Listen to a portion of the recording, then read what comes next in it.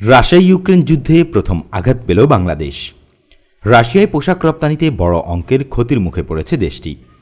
ইউক্রেনে রাশিয়ার হামলার জেরে যুক্তরাষ্ট্র ও ইউরোপের দেশগুলোর দেয়া নিষেধাজ্ঞার প্রভাব পড়েছে বাংলাদেশের তৈরি পোশাক রপ্তানির বাজারে।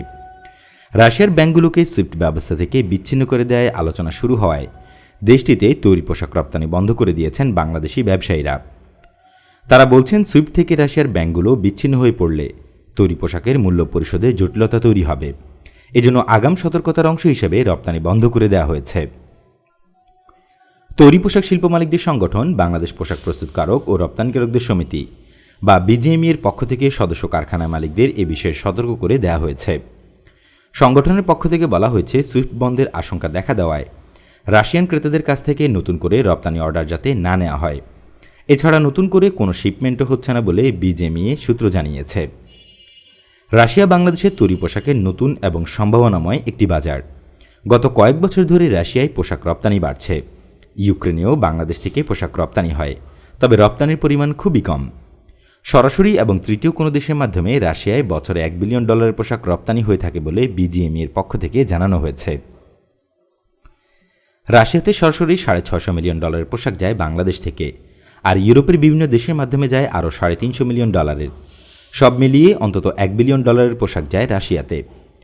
বাংলাদেশ রপ্তানি উন্নয়ন ব্যুরোর তথ্য বলছে, গত বছরের জুলাই থেকে চলতি বছরের জানুয়ারি পর্যন্ত রাশিয়ায় রপ্তানি হয়েছে $415.47 মিলিয়ন পোশাক, যা গত বছরের তুলনায় 36.47% বেশি।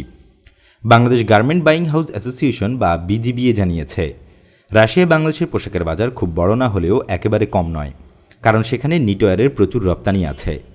রাশিয়ায় যাওয়ার জন্য ইউরোপে ট্রানজিট নিতে হয়। সেই ট্রানজিট যদি না হয় তাহলে পোশাক খাত হুমকির মুখে পড়বে। রাশিয়াতে তৃতীয় কোনো দেশের মাধ্যমে রপ্তানি করতে হয়।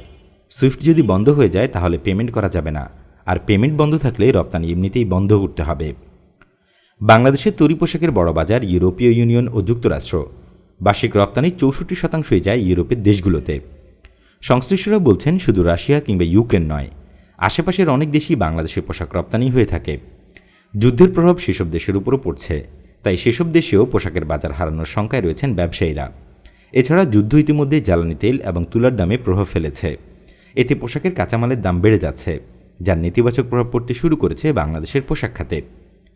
বাংলাদেশ রপ্তানি উন্নয়ন ব্যুরো বা ইপিবির তথ্য মতে, গত অর্থ বছরে রাশিয়ায় $593.55 মিলিয়ন পোশাক রপ্তানি করেছে বাংলাদেশ। এর মধ্যে শুধু নিটওয়্যার পণ্য ছিল $373.25 মিলিয়ন, বাকিগুলো ওভেন পণ্য।